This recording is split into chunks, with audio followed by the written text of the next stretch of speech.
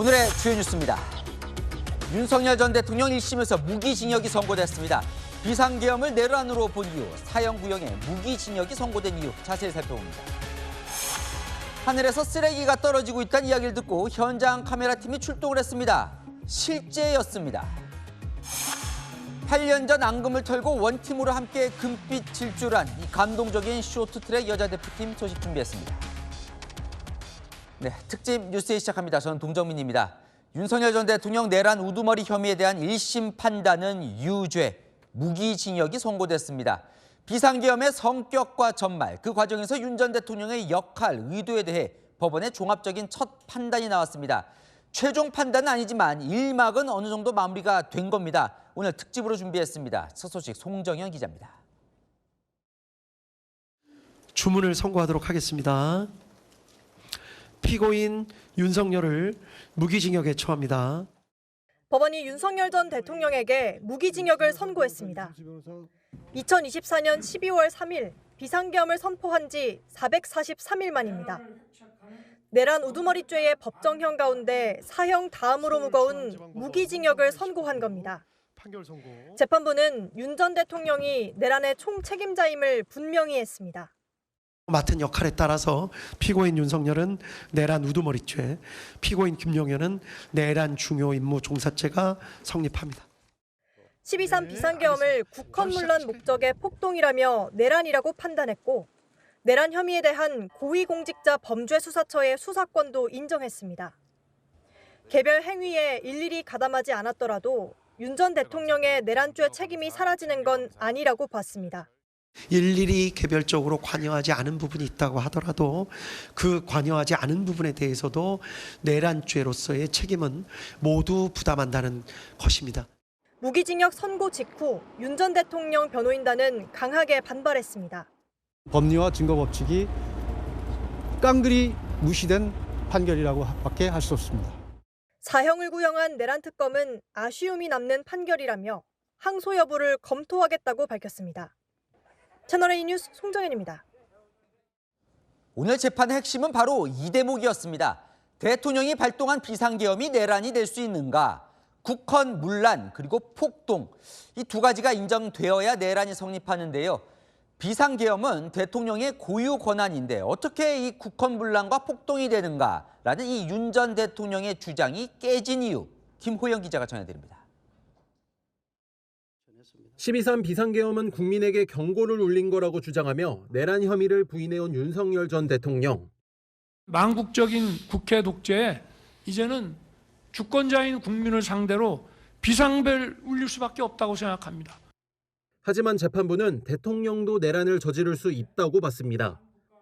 형법 제91조 제2호가 적용되는 이른바 국헌문란 목적 내란죄는 대통령도 저지를 수가 있습니다. 군을 투입해 국회를 점거하려는 걸 대표적 사례로 들었습니다. 이 사건 사실관계의 가장 핵심은 군을 국회로 보낸 것입니다. 비상계엄을 선포하더라도 헌법기관인 국회의 권한은 침해할 수 없는데 국회 기능을 상당 기간 저지할 목적으로 군을 보냈기 때문에 국헌문란 목적 내란죄가 된다는 겁니다. 헌법이 정한 권한 행사라는 명목을 내세워서 실제로는 이를 통해 할 수 없는 실력 행사를 하려는 것에 다름 아니기 때문에 국헌문란 목적 내란죄가 성립할 수 있다는 것. 내란죄 성립 요건인 폭동에도 해당한다고 봤습니다. 계엄군이 투입된 국회와 선관위가 위치한 수도권의 평온을 해치기에 충분했다는 겁니다. 무장을 해서 국회로 출동하는 자체, 헬기 등을 타거나 담을 넘어서 국회로 진입하는 자체, 또 그 안에 있는 관리자 등과 몸싸움을 하는 자체. 또 윤 전 대통령이 국회에서 군을 철수시킬 계획도 전혀 정하지 않았던 걸로 보인다며 경고성 계엄이라는 윤 전 대통령 주장을 받아주지 않았습니다. 채널A 뉴스 김호영입니다. 재판 과정에서 중요한 이 이슈, 바로 이 수첩에 적힌 정치인들에 대한 체포 지시가 실제로 있었냐 여부였는데요. 재판부는 국회의장, 여야 대표 등 14명에 대한 체포를 하려고 했다고 인정했습니다. 송진섭 기자입니다. 재판부는 체포 대상 정치인 등 14명의 명단이 실제로 존재했다고 봤습니다. 피고인 김용현이 여인영에게 14명의 구체적 체포 대상자 명단을 불러준 것은 사실로 인정됩니다. 이 명단에 우원식 국회의장, 이재명 당시 민주당 대표와 한동훈 당시 국민의힘 대표도 포함돼 있다고 판단했습니다. 국회의장 우원식, 야당 대표 이재명, 한동훈 등을 우선하여 체포, 구금해서 수방사 비원 벙커로 이송한다는 임무를 부여받은 것으로 파악하고 있었던 것으로 보기에 충분하다는 것이 이 법원의 판단입니다.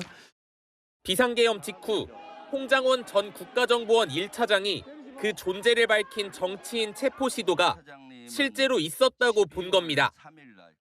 10시 53분 정도에 대통령께서 전화 주셨습니다. 이번에 다 잡아들여서 싹 다 정리해라 라고 말씀하셨습니다.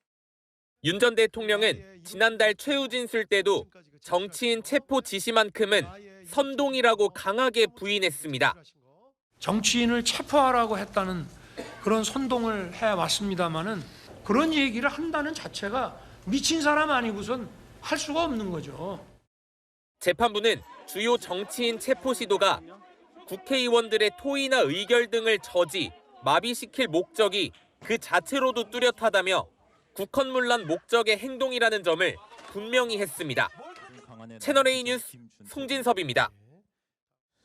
재판부가 윤석열 전 대통령에게 평생 감옥에 있어야 할 중형인 무기징역을 선고한 이유, 그리고 특검은 사형을 구형했는데 어떤 부분이 감안됐는지까지 조민기 기자 이어갑니다. 지기현 부장판사는 오늘 선고 말미에 윤석열 전 대통령에게 무기징역을 선고한 이유를 설명했습니다. 피고인들의 내란 행위는 합법적인 절차를 무시하고 결국은 폭력적인 수단을 통해 민주주의 핵심 가치를 근본적으로 훼손하였다는 데서 비난의 여지가 큽니다. 대한민국 대외 신인도가 하락하는 등 규모를 산정할 수 없을 정도로 사회적 피해를 유발했다고 지적했습니다. 윤 전 대통령이 국회 봉쇄 같은 부당한 지시를 내려 군과 경찰의 정치적 중립성이 훼손된 점도 중형을 내릴 사유가 된다고 봤습니다. 윤 전 대통령을 향해선 수사와 재판 과정에서 반성의 모습을 보이지 않았다고 지적했습니다. 비상계엄으로 인해서 막대한 사회적 비용이 초래됐고 피고인이 그 부분에 대해서 사과의 뜻을 내비치는 모습을 찾아보기 힘듭니다. 재판 초반 윤 전 대통령이 법정 출석을 거부했는데 재판부는 이 점도 형량을 정하는 데 불리한 요소라고 판단했습니다.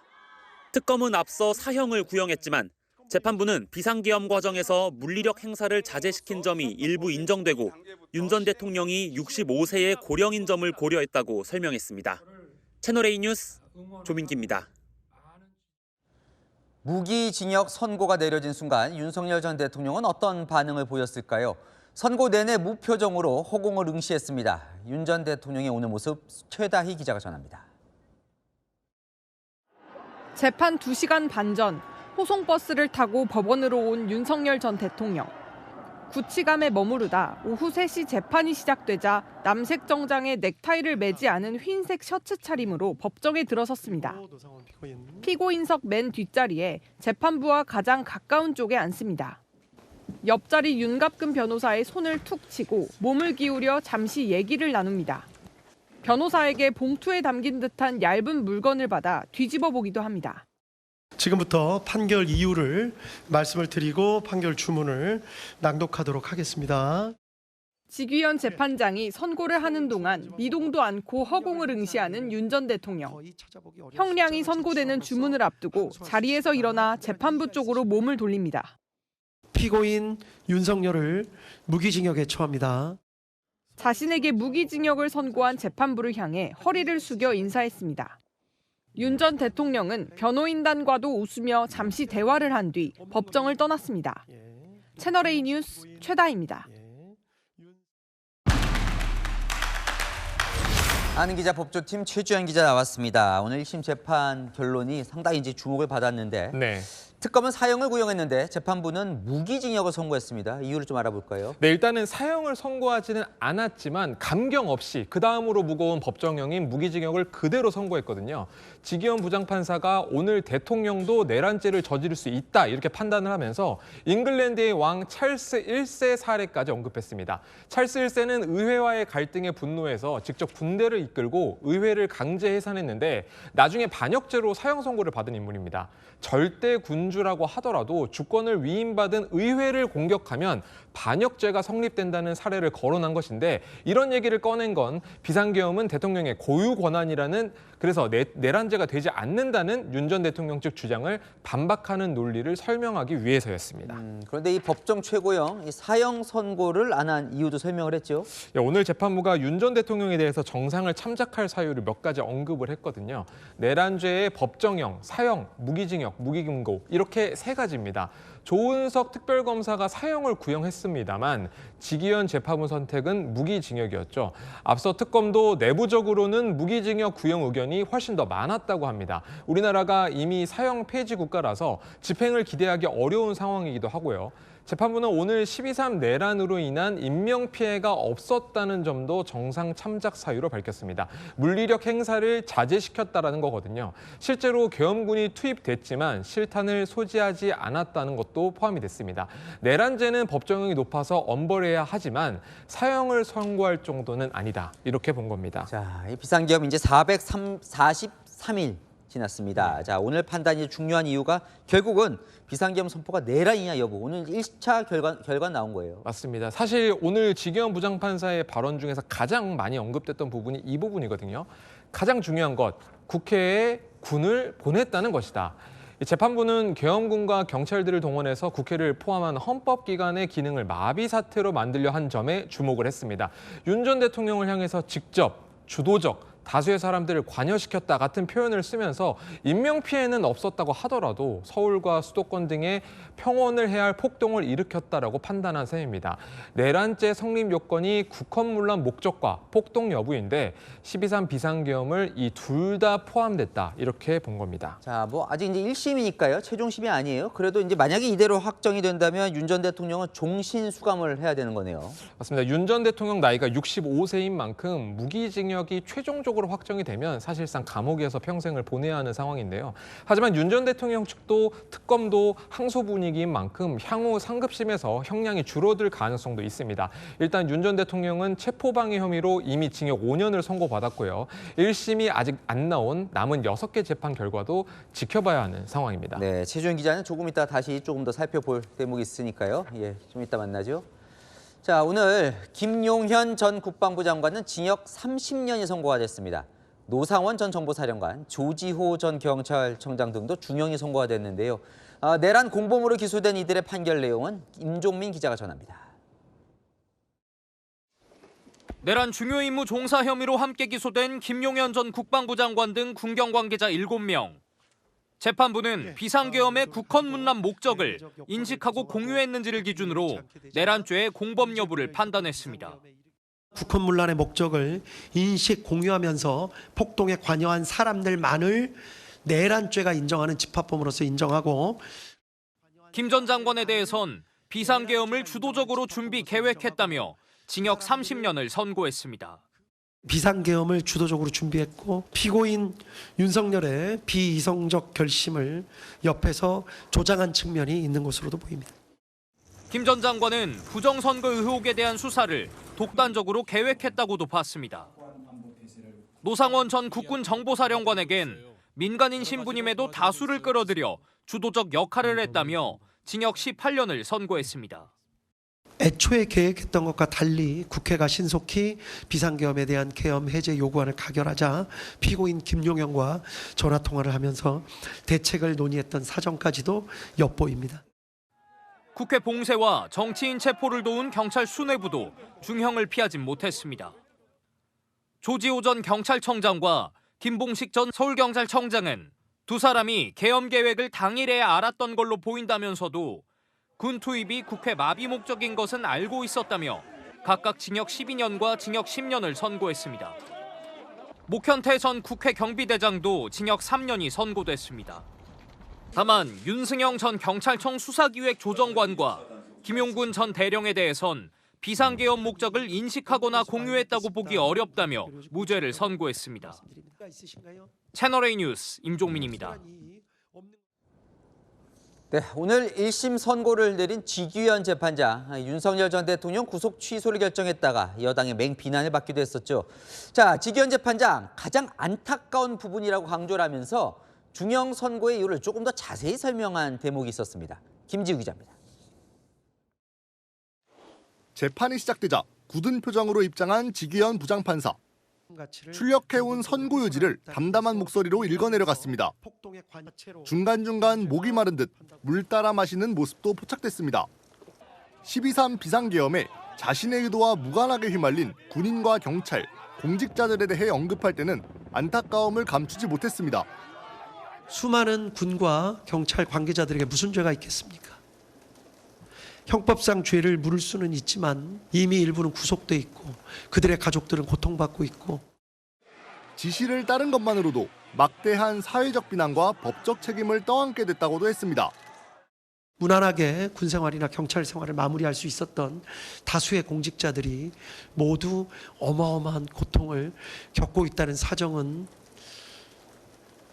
우리 사회의 큰 아픔이 될 것 같고. 공직사회의 신뢰가 흔들렸다고 지적할 때는 피고인석에 앉은 이들을 응시하기도 했습니다. 이 사건 비상계엄 선포, 후속 조치와 관련된 수많은 사람들, 어마어마한 사람들에 대해서 대규모 수사와 재판이 진행되고 있고 이 법정에 나온 수많은 사람들이 눈물까지 흘려가며 그 피해에 대해서 강하게 호소하고 있습니다. 세기의 내란죄 재판 1심 선고를 마친 지기현 판사는 오는 23일 서울 북부지법으로 인사 발령이 예정돼 있습니다. 채널A 뉴스 김지우입니다.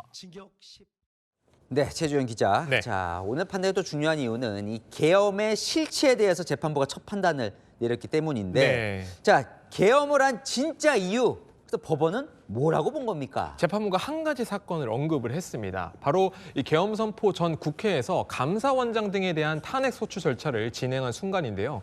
윤 전 대통령과 김용현 전 국방장관이 이 시점을 계기로 비상계엄을 선포하고 포고령을 하다라고, 더 나아가 군을 보내 국회를 봉쇄해 국회에서 토의와 의견을 못하도록 막는 계획을 세웠다, 이렇게 본 겁니다. 근데 윤 전 대통령은 이제 너무 야당이 세게 하니까 이걸 좀 알리려고 했다, 이런 얘기를 했잖아요. 근데 네. 정당성을 지금 인정을 안 한 거죠. 맞습니다. 계엄 선포 목적 타당하지 않다라고 봤거든요. 오늘 지기현 재판장이 이런 표현을 썼습니다. 성경을 읽는다는 이유로 촛불을 훔칠 수 없다, 이런 말을 했는데요. 다시 말해서 윤 전 대통령의 의도가 어떻든지 간에 비상계엄 선포는 납득할 수 없다라고 지적을 한 겁니다. 윤 전 대통령이 거대 야당의 탄핵이나 예산 삭감 등에 대해 울분을 느껴서 국민들에게 알리고 호소하려고 계엄을 했다라고 치더라도, 그리고 또 국가위기 상황이라고 판단해서 이를 바로잡으려는 계엄이었다라고 하더라도 이건 윤 대통령의 계엄 선포의 의도와 명분일 뿐 계엄군을 국회에 보낸 실제 목적은 아니었다, 이렇게 본 것입니다. 네, 윤 전 대통령이 이 상황에서 비상계엄이 실행된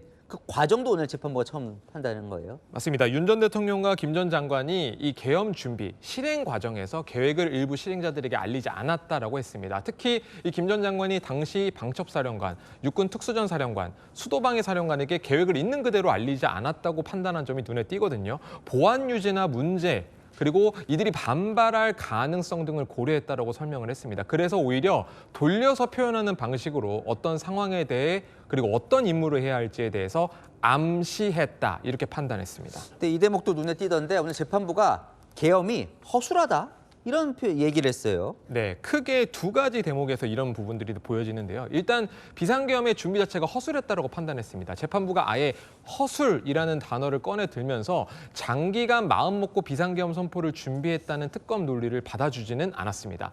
특검이 치밀한 계획의 증거라며 제시한 이 노상원 수첩에 대해서도 그 작성 시기가 정확히 알 수가 없고 내용도 조악하다라고 판단한 것이 재판부의 판단이었습니다. 앞서 한덕수 전 총리와 이상민 전 장관 선고 당시에는 이 계엄 선포 요건을 하나하나 따졌던 것과는 약간의 온도차가 있는데요. 하지만 재판부는 그럼에도 불구하고 비상계엄을 넓은 의미의 국헌문란, 폭동으로 보는 데는 충분하다, 이렇게 판단을 했습니다. 잘 들었습니다. 하는 기자 최주영 기자였습니다. 윤석열 전 대통령에게 무기징역이 선고되자 여당은 반발했습니다. 당연히 사형을 선고했어야 한다고요. 윤 전 대통령 사면 금지법도 내일부터 법사위에서 논의합니다. 김민곤 기자가 보도합니다. 정청래 민주당 대표는 선고 직후 최고위원회를 소집해 무기징역은 내란 우두머리죄의 최저형이라며 사법부를 비판했습니다. 당연히 사형이 나올 줄 알고 메시지를 준비했는데 이 메시지를 읽을 수가 없습니다. 2차 종합특검을 통해서 법정 최고형을 받을 수 있도록 끝까지 최선을 다하겠습니다. 특검을 향해선 즉각 항소하라고 했고 조희대 대법원장을 향해 즉각 사퇴하라는 주장도 나왔습니다. 사면금지법을 바로 처리하겠다는 목소리도 나왔습니다. 내란범에 대해선 대통령도 사면할 수 없도록 막아 윤 전 대통령 사면을 막겠다는 취지로 보입니다. 청와대는 말을 아꼈습니다. 1심 판결 결과에 대한 청와대 입장이라든가 반응은 특별히 여기서 말씀드릴 것은 없는 것으로. 이재명 대통령은 대신 계엄을 저지한 시민들이 노벨 평화상 후보로 추천된 사실을 언급하며 인류사의 모범이라고 추켜 세웠습니다. 내란의 어둠을 평화적으로 이겨낸 우리 대한 국민들의 용기와 역량은 아마도 세계 민주주의 역사에 영원히 표속으로 남아 빛날 것입니다. 정부는 대통령 직속으로 비체위원회를 설치해 계엄에 항거한 국민들의 공로를 치하할 예정입니다. 채널A 뉴스 김민곤입니다. 윤석열 전 대통령을 배출한 국민의힘은 오늘 선고에 어떤 반응을 보였을까요? 관심은 윤 전 대통령과의 절연 여부인데요. 남영주 기자가 보도합니다. 윤석열 전 대통령 선고 결과가 나오자 국민의힘에서는 소장파를 중심으로 계엄을 막지 못했다는 사죄문이 쏟아져 나왔습니다. 그러면서 장동혁 지도부를 향해 절윤을 압박했습니다. 과거의 망령에 사로잡혀 있는 윤 어게인 세력과 즉각 절연하십시오. 오세훈 서울시장은 절윤은 분열이 아니라 세살을 돋게 하기 위한 과정이라고 했고, 친한계 한지아 의원은 절윤이 불가능하다면 장동혁 지도부와 우리 당은 절연해야 한다고 압박했습니다. 송원석 원내대표도 우리 당이 배출한 전직 대통령의 유죄 판결에 책임을 통감한다며 사과한 뒤 헌정 질서를 위협하고 파괴하는 세력과 단호히 선을 긋겠다며 애둘러 절연 의지를 밝혔습니다. 장동혁 대표는 오늘 별도의 입장을 내지 않았습니다. 지도부는 급하게 낼 것 없다며 절연이 아니라 전환, 과거가 아니라 미래로 가는 메시지를 곧 낼 것이라고 했습니다. 지금 절연보다 더 중요한 것은 전환이 아닌가. 정치로서의 효능감을 줄 수 있는 아젠다의 전환. 장 대표의 태도에 당내 의견은 엇갈렸습니다. 그냥 지금 뭐 절연이냐 전환이냐 이렇게 말장난 비슷하게 넘어가는데 그 문제를 해결하지 않는 한 국민들은 저희 당을 쳐다보지 않을 거라고 봐요. 과거에서 벗어나는 것이 중요한 것이지 절연이라든지 이런 표현을 자꾸 쓰게 되면 돌아가는 것이거든요. 장 대표는 이르면 내일 메시지를 낼 예정입니다. 채널A 뉴스 남영주입니다. 네, 설 연휴가 끝나자 지방선거 분위기가 달아오르고 있습니다. 서울시장 선거에선 핵심 승부처를 겨눈 표심 경쟁이 시작됐는데요.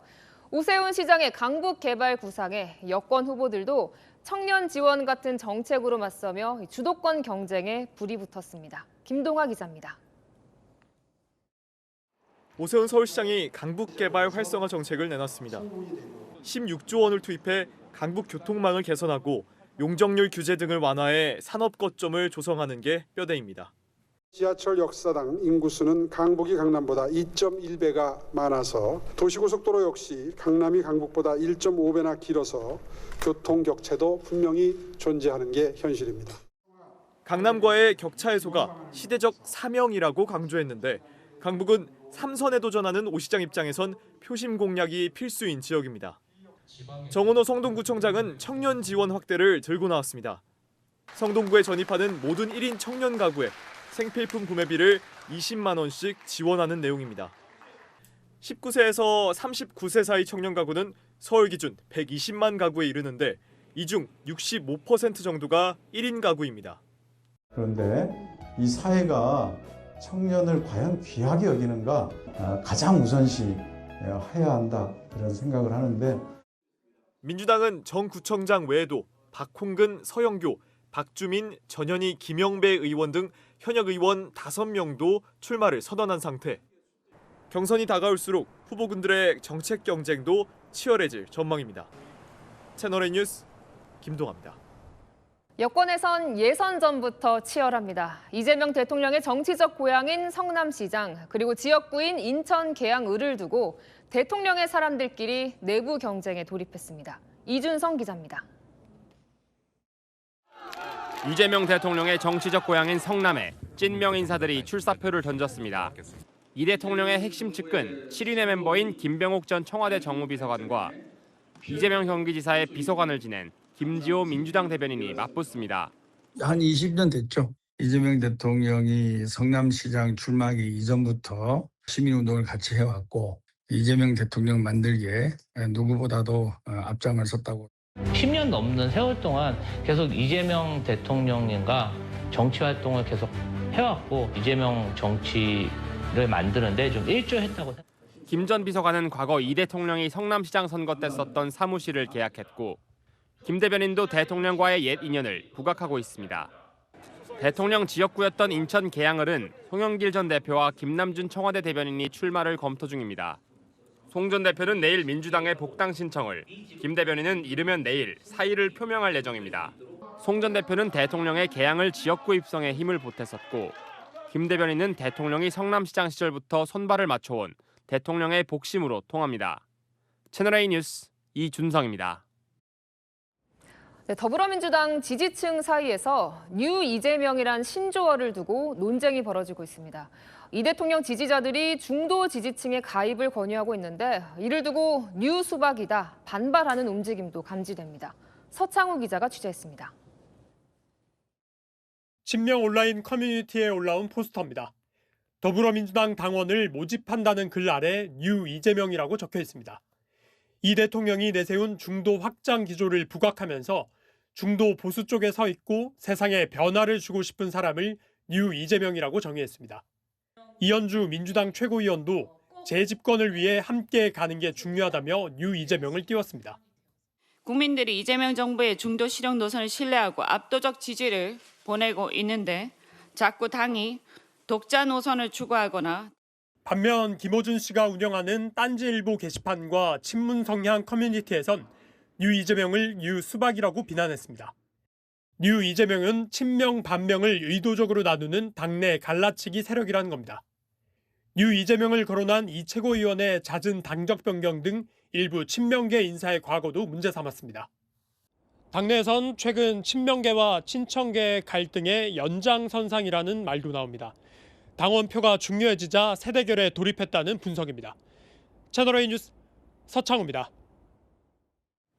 네, 하늘에서 쓰레기가 떨어진다. 현장 카메라 팀도 직접 포착하기 전까진 믿기 어려웠습니다.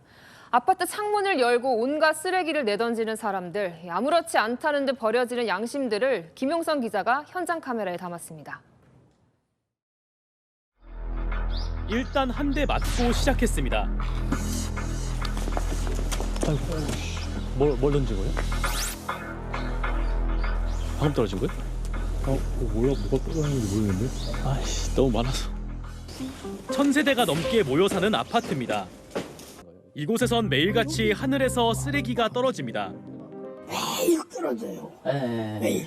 그 미화 아줌마가 여기 청소하는 아줌마가 있어요.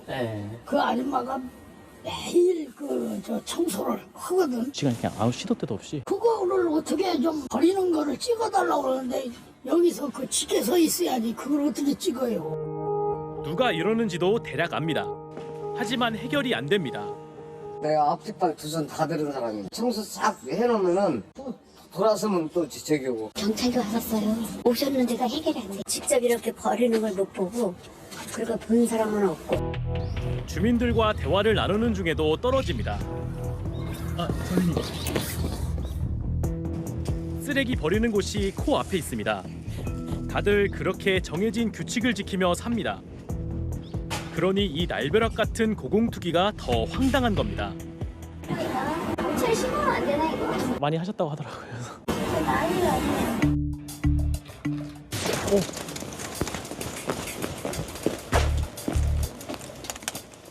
오, 뭐야 이거? 파 던졌는데요? 파? 강아지를 키우시는지 그 배설물 쓰레기가 엄청 많네요. 뭐 배변 패드, 뭐 신문, 휴지, 뭐 오줌이 묻은 건지 누렇게 변했네요. 뭘 얼마나 던지는 건지 좀 더 위에서 봐야겠습니다. 창문 밑으로 시커먼 자국이 그동안 얼마나 밖으로 버렸는지 짐작해야 합니다. 아랫집들 창문 주변엔 난간에 걸린 쓰레기가 수북합니다. 창밖으로 불쑥 뭔가를 던집니다. 천천히 다시 보니 달걀 껍데기입니다. 반려동물 배변 패드로 보이는 것과 휴지도 날아갑니다. 음식물 쓰레기 모아둔 싱크대 거름망을 창밖으로 턴 후에야 창문이 닫혔습니다. 취재진이 확인한 것만 8차례였습니다. 왜 이러는지 직접 물어야겠습니다. 네, 안녕하세요. 채널A 김영성 기자인데요. 창문으로 이렇게 음식물 던지는 거를 저희가 영상을 찍었거든요. 아니에요. 우리 아줌마가 있나 봐요. 근데 왜 이렇게 귀를 쓰고 이렇게 하세요? 명절 전날인데. 선생님 수고스럽지만 좀 이해 좀 해주시고 이제 전혀 그럴 일 없을 거예요. 여기서도 수시로 창문 열고 툭 던집니다. 휴지에 뭐가 묻은 거죠 이거? 크림인가요? 뭔지 모르겠네요. 엄청 더러운 휴지가 들어가 있네요 이거. 이게 뭐야? 불을 내가 버려야 된다. 그냥 막 버리더라고. 불 내가 버리시라고 그랬더니 그다음 방문이 없다고. 이거 하는 거예요. 여기다 쓰레기 버리시면 안 돼요. 쓰레기 버리시면 안 된다고요. 아들은 사진 찍었는데 여기서 왜 찍었냐고. 쓰레기 무단 투기는 최대 100만 원의 과태료가 부과될 수 있는 사안입니다. 쓰레기 일 잘해놔도 내가 버리는 게 아닌데 습관인데 뭐. 공동생활에서 이런 맞지도 않는 행동을 하는 거예요. 현장 카메라 김용성입니다. 네, 사건을 보다 시작합니다. 사회부 백승우 기자 나와 있습니다. 네, 첫 번째 사건부터 보겠습니다. 네, 아파트 현관문에 폴리스 라인이 쳐져 있는데 무슨 일입니까? 네, 오늘 새벽에 있었던 일입니다. 네. 같이 영상 보겠습니다. 네, 검은색 옷차림의 남성이 아파트 엘리베이터를 오릅니다. 이 남성의 손목엔 청테이프가 보이는데요. 잠시 뒤 50대 남녀가 엘리베이터를 타고 앞서 남성이 내렸던 같은 층에서 내립니다. 그런데 또 잠시 뒤에 다른 주민들이 엘리베이터 문이 열리자 무언가를 보고 놀라는 모습이 포착됩니다. 안엔 여성과 함께 엘리베이터를 탔던 남성이 쓰러져 있었던 겁니다. 신고를 받고 출동한 경찰이 아파트 내부를 수색하고요. 검은 옷을 입은 남성을 붙잡아 연행합니다. 오늘 새벽 2시 반쯤 광주 서구의 한 아파트에서 벌어진 일입니다. 검은 옷차림의 50대 남성은 여성의 집에 침입해 숨어 있다가 귀가하는 50대 남녀에게 흉기를 휘두른 겁니다. 알고 보니 이 가해 남성, 피해 여성과 최근에 헤어진 사이였다고 하는데요. 가해 남성은 경찰 조사에서 여성 피해자가 다른 남성과 함께 있는 것을 보고 흉기를 휘둘렀다고 진술한 걸로 전해졌습니다. 흉기에 찔린 피해자들은 병원에 옮겨졌는데 이 중 피해 남성은 위중한 상태로 알려졌습니다. 네, 다음 사건으로 이어가겠습니다. 네, 논길처럼 보이기도 하는데 버스 사고가 난 건가요? 네, 맞습니다. 또 같이 한번 영상 보겠습니다. 네. 전북 익산시의 한 농로인데요. 도로 옆 농수로 쪽으로 통근버스 한 대가 추락해 있습니다. 출동한 소방대원들이 버스 내부로 진입해서 승객 구조에 나서는데 다친 사람들이 들것에 실려 밖으로 옮겨집니다. 오늘 오전 7시쯤 농길을 달리던 통근버스가 도로 옆 난관에 들이받은 뒤 농수로로 추락한 겁니다. 당시 버스에는 70대 운전기사와 출근 중이던 직원 등 21명이 타고 있었습니다. 이 사고로 운전기사가 숨졌고요. 승객 2명이 크게 다쳤고 나머지 17명도 경상을 입어 병원으로 옮겨졌습니다. 경찰은 정확한 사고 원인을 조사하고 있는데 운전기사가 사고 전에 숨졌을 가능성도 배제하지 않고 있습니다. 네, 다음 사건도 보겠습니다. 네, 지금 저 남성 차량에 뭘 하고 있는 거죠? 이번에는 저희가 단독으로 좀 확보한 영상인데요. 같이 네. 한번 영상 보겠습니다. 어제 오후 2시쯤 서울 송파구의 한 건물 주차장입니다. 한 남성이 주차된 차량 주변에 돌아다니면서 유리창을 잇따라 내려칩니다. 한쪽 발은 신발도 신지 않은 상태였는데 결국 흰색 차량 뒷유리를 깨뜨립니다. 말리는 70대 주차 관리인도 어깨로 밀치고 휴대전화를 빼서 던지더니 넘어뜨리고 또 발길질까지 합니다. 출동한 경찰관들에게도 남성의 막무가내 행동 멈추지 않습니다. 가슴을 밀치면서 거칠게 저항하는데 붙잡혀 경찰차에 태워지는 과정에서도 저항을 멈추지 않습니다. 남성은 술에 잔뜩 취한 상태였고요. 경찰 조사에선 당시 상황이 기억나지 않는다고 진술한 걸로 전해졌습니다. 네, 차량 주인들도 황당했을 것 같습니다. 네, 마지막 사건 보겠습니다. 네, 이거는 불이 크게 난 건가요? 네, 같이 한번 영상 보겠습니다. 한옥 건물이 완전히 불길에 휩싸였습니다. 얼마 뒤에 지붕이 통째로 무너지는 모습도 보이는데 멀리서도 보일 만큼 불길이 매우 거셉니다. 어제 저녁 9시 40분쯤 전북 익산의 대형 한옥 음식점에서 불이 난 모습인데요. 소방차 20여 대가 동원돼서 4시간 넘게 진화를 한 끝에 불이 꺼졌습니다. 인명피해는 없었지만 음식점은 모두 탔고요. 바로 옆에 있던 카센터도 전소됐습니다. 경찰과 소방은 정확한 화재 원인을 조사 중입니다. 네, 잘 들었습니다. 지금까지 사건을 보다 백승우 기자였습니다. 네, 다음 소식입니다. 연휴로 엿새 만에 문을 연 국내 증시. 개장과 동시에 훨훨 날았습니다. 5,600선을 뚫으며 또 한 번 새 기록을 썼습니다. 반도체주의 강세로 삼성전자는 종가 기준 사상 처음으로 19만 원을 넘겼습니다. 오은선 기자입니다. 설 연휴가 끝난 뒤 증시문을 열자마자 코스피는 사상 처음 5,600선을 돌파하고 최고치를 경신했습니다. 숨고르기를 이어가던 코스닥도 급등하며 매수 사이드카가 발동되기도 했습니다. 컨트롤이 안 되는 이슈들이 좀 있으니까 그거에 대한 불안감은 조금 있었던 것 같아요. 이제 명절 다 끝나가지고 다시 돌아가야죠. 다시 또 투자해야죠. 연휴 기간 억눌렸던 매수 심리도 폭발했고 연휴가 끝난 뒤 다시 오르는 이른바 명절 효과도 통했다는 분석이 나옵니다. 반도체주의 강세로 삼성전자는 오늘 종가 기준 사상 처음 19만 전자를 넘어섰습니다. SK하이닉스도 장중 한때 91만 원을 터치하며 지수를 끌어올렸습니다. 증권주도 초강세를 보였습니다. 하나투자증권과 유진투자증권, 미래에셋증권 등은 줄줄이 최근 1년 중 가장 높은 주가를 기록했습니다. 증권회사의 이익이 큰 폭으로 늘어날 수 있다라고 기대가 되고 있는 점이 증권주 강세로 이어졌다라고 볼 수 있을 것 같습니다. 장 초반 개인 투자자들의 매수세가 상승 동력이 됐고 기관의 1조 6천억 원 순매수도 이어졌습니다. 채널A 뉴스 오은선입니다. 엔비디아 CEO 젠슨 왕, 얼마 전 최태원 SK그룹 회장과 갔던 그 치킨집에서 이번엔 SK하이닉스의 직원들과 치맥 파티를 열었습니다. 깜짝 생일 파티도 열렸는데요. 이 자리에 어떻게 만들어졌는지 김세인 기자가 취재했습니다.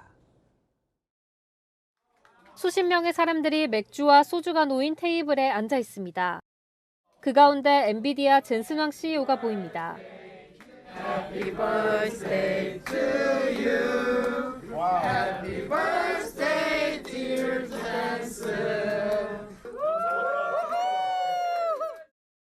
황 CEO는 지난주 최태원 회장과 만났던 바로 그 치킨집을 9일 만에 다시 찾았습니다.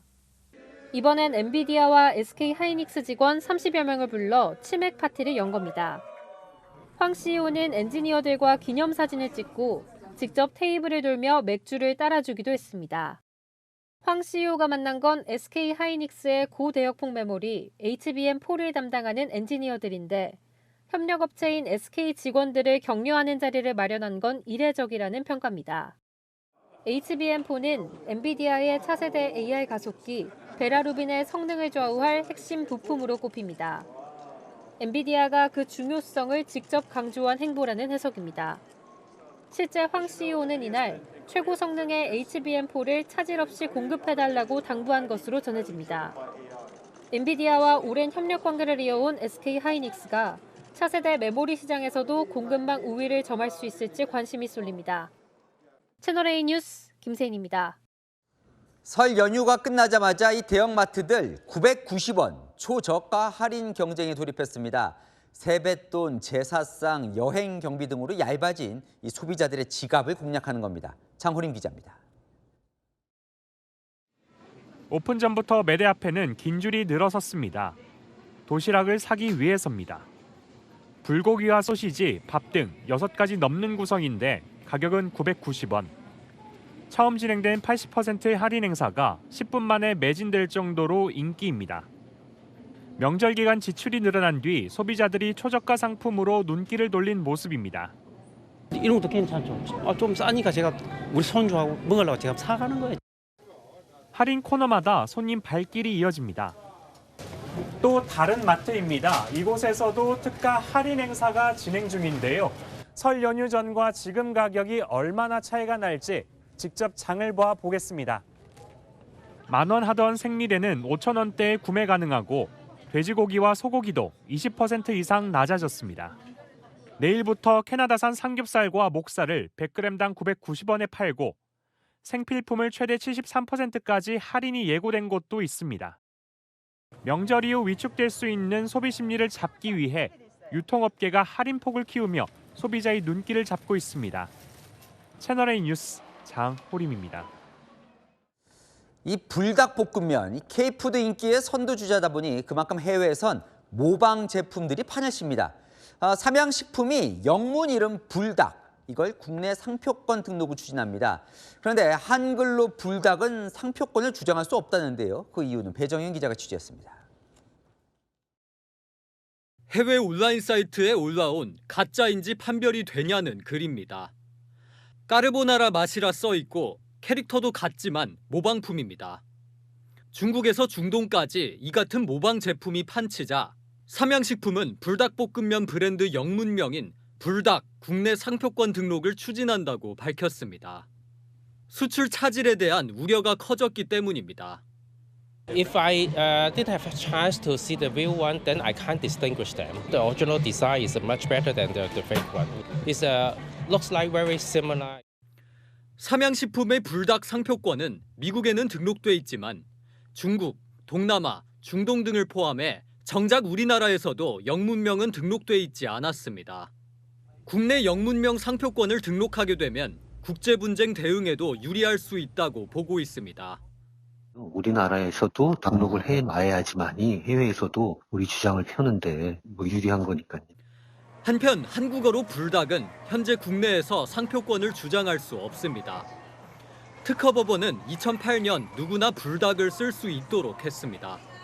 채널A 뉴스 배정현입니다. 북한 김여정이 온순해졌다. 진짜일까요? 자, 이재명 정부 출범 이후에도 남북관계 개선은 개꿈이라며 독설을 퍼붓던 김여정. 최근 들어 북한 무인기 사건에 우리 정부가 유감을 표명하자 다행이다, 높이 평가한다, 칭찬을 하고 있습니다. 자, 그러면 이 남북관계 개선의 물꼬가 틀까요? 우리는 군사분계선 근처에 정찰기나 무인기 띄우지 말자, 우리부터 금지하는 안을 검토하겠다. 어제 손을 내밀었는데 오늘 김여정 답은 반대입니다. 국경의 경계를 강화하겠다. 그리고 오빠죠. 김정은 위원장은 우리 남한을 사정권으로 하는 핵 방사포를 자랑하고 나섰습니다. 남매의 진짜 속내는 무엇일까요? 이현재 기자가 보도합니다.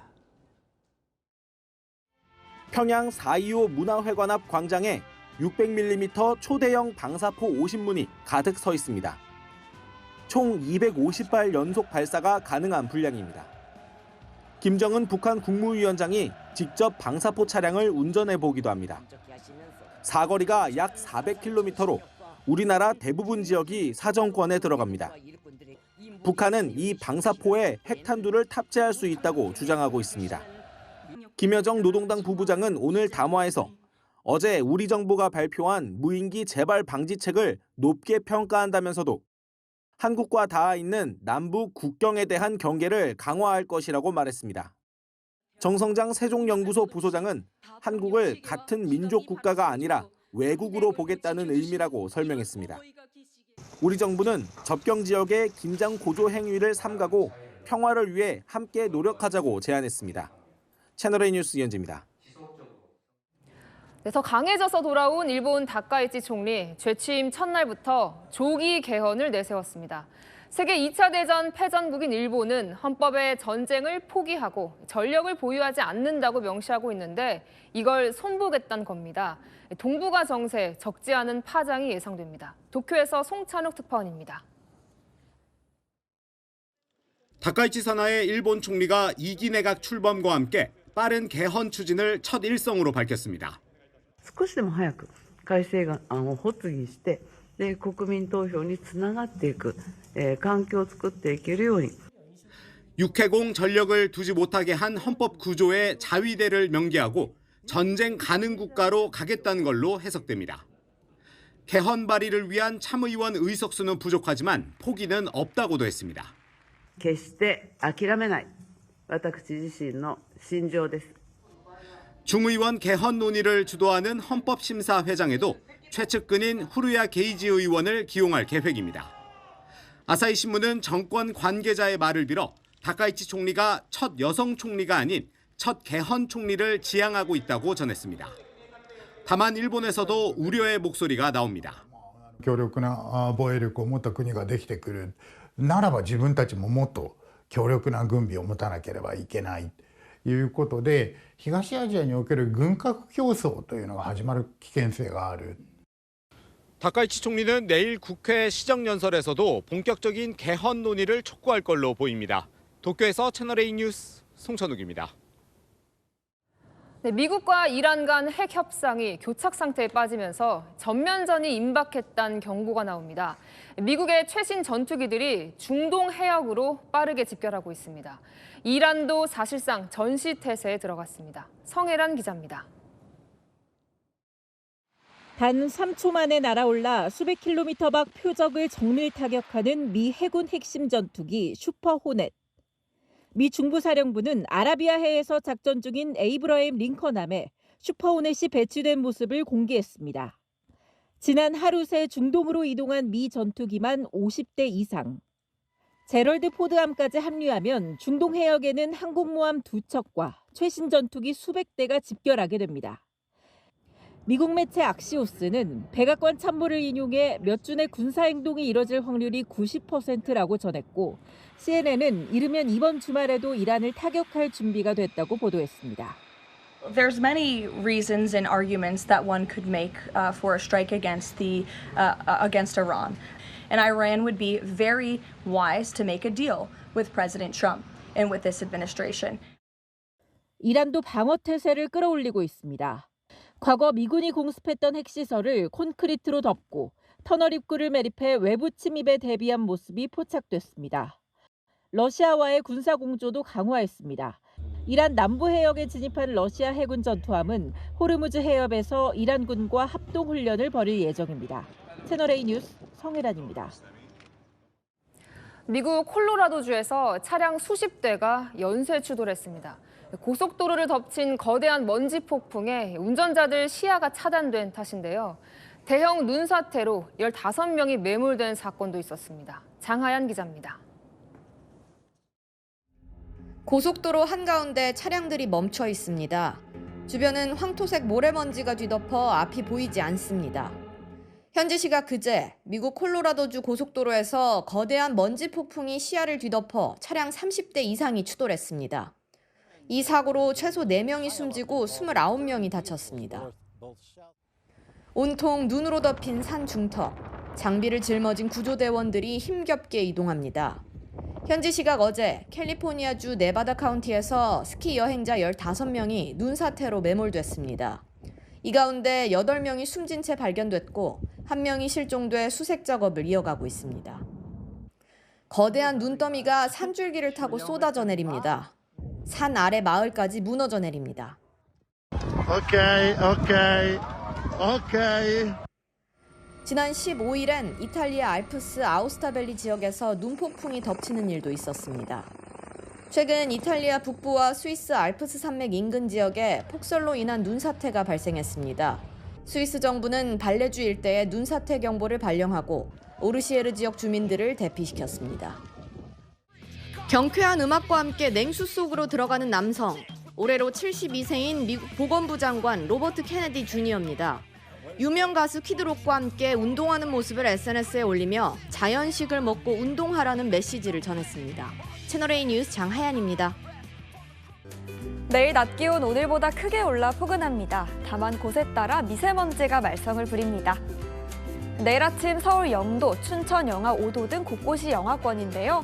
낮에는 서울 13도, 대구 16도로 두 자릿수로 쑥 오르면서 일교차 15도 넘게 벌어집니다. 모레는 서울 낮 17도로 4월 봄 날씨처럼 따뜻하겠습니다. 하지만 이대로 봄이 오는 건 아니고요. 일요일 전국에 비가 온 뒤 평년 기온 회복합니다. 날이 풀리자마자 미세먼지도 기승입니다. 내일 중부를 중심으로 대기질이 탁하겠습니다. 한편 오늘 영남 지역엔 건조특보가 확대됐습니다. 계속해서 불조심해야겠습니다. 날씨였습니다. 특집 뉴스에 마칩니다. 시청해주셔서 감사합니다.